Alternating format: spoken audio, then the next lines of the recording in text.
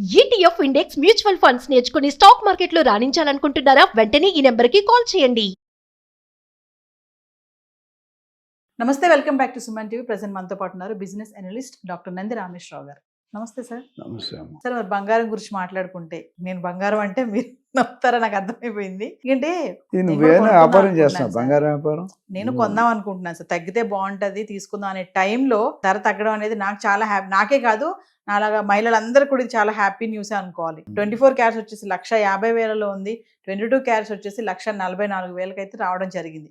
ఎందుకు మరి వెండి అంటే మీరు చెప్పినట్టుగానే కంపెనీస్లో వాడకం తగ్గిపోయింది, సోలార్ కంపెనీస్లో అని చెప్తున్నారు. మరి బంగారం తగ్గడానికి కారణాలు ఏంటంటే? ఇది మనం స్టాండర్డ్గా రిపీట్గా చెప్పుకుంటే ఇలా పబ్లిక్ బోరు కొట్టచ్చు. పెరుగుట సింపుల్. ఏది పెరిగినా అనుకోకుండా అనూహ్యంగా పెరిగితే తాత్కాలిక, మధ్యలో సిరి వచ్చినట్టు మధ్యలో సిరిపోతాడు. బేసిక్ గ్యాస్ ఇప్పుడు నిండుకుండా తొలకదు. Empty vessels make much noise. అంటే నిండుకుండా తొలగదు, అన్నీ ఉన్నాడు ఎగిరెగిరి పడ్డు, ఏమీ లేనిది ఎగిరెగిరి పడుతుంది. ఎందుకు చెప్తాను సామెతలు బాగా చెప్తారని నవ్వు వస్తుంది. సామెతలు చెప్తే జనాలకు అర్థమవుతుంది. బంగారం పెరిగినప్పుడు ఎందుకు పెరిగిందని ఎవడు అడగలే, అందరూ హ్యాపీగా ఉన్నారు. తగ్గినప్పుడు ఎందుకు తగ్గిందని అడుగుతాం. మీడియా వాళ్ళకి స్పీకర్లు ఇరికించే ఒక స్ట్రాటజీ అనుకుంటా. అయినా మీ స్ట్రాటజీలు ఏంటన్నా మేము చెప్పేది చెప్తాం, జరిగేది జరుగుతుంది.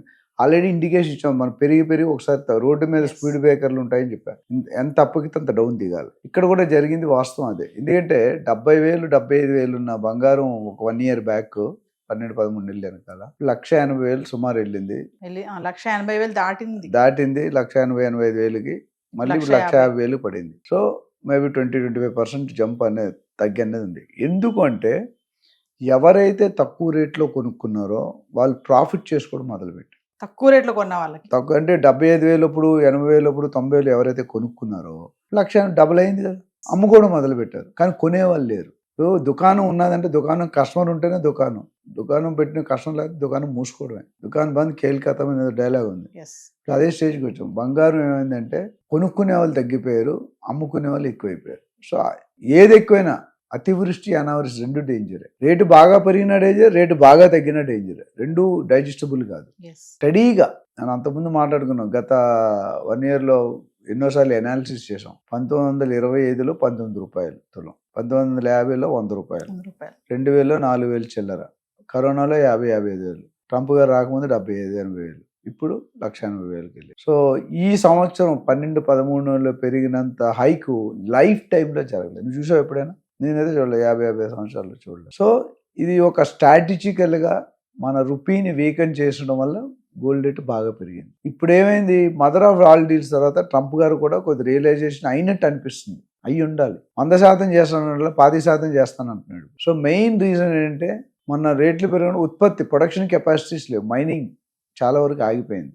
ఆగిపోయినప్పుడు ఏమవుతుంది, స్కేర్సిటీ వస్తుంది. కొనేవాడు ఎక్కువ ఉంటాడు, అమ్మేవాడు తక్కువ ఉంటాడు. ఇప్పుడు ఏమైంది, అమ్మేవాడు ఎక్కువ. ఇప్పుడు అవైలబిలిటీ చైనా కానీ కొన్ని కంట్రీస్ ఫెడరల్ రిజర్వ్స్ అంటారు, లేకపోతే సెంట్రల్ రిజర్వ్, ఆ రిజర్వ్స్ని రిలీజ్ చేశారు. ఎప్పుడైతే టన్నులు మార్కెట్లోకి వచ్చిందో ఏమవుతుంది, రేటు తగ్గిపోతుంది. మందలు ఆవైతే మజ్జిగ పలచన అవుతుంది సామెత. అవైలబిలిటీ ఎక్కువ కొనేవాళ్ళు అయితే రేపు టమాటాలు నేను సండే మార్కెట్కి వెళ్తే కేజీ 50 రూపాయలు, 3 కేజీలు 10 రూపాయలకి ఇచ్చాడు పారేయాలని చెప్పి.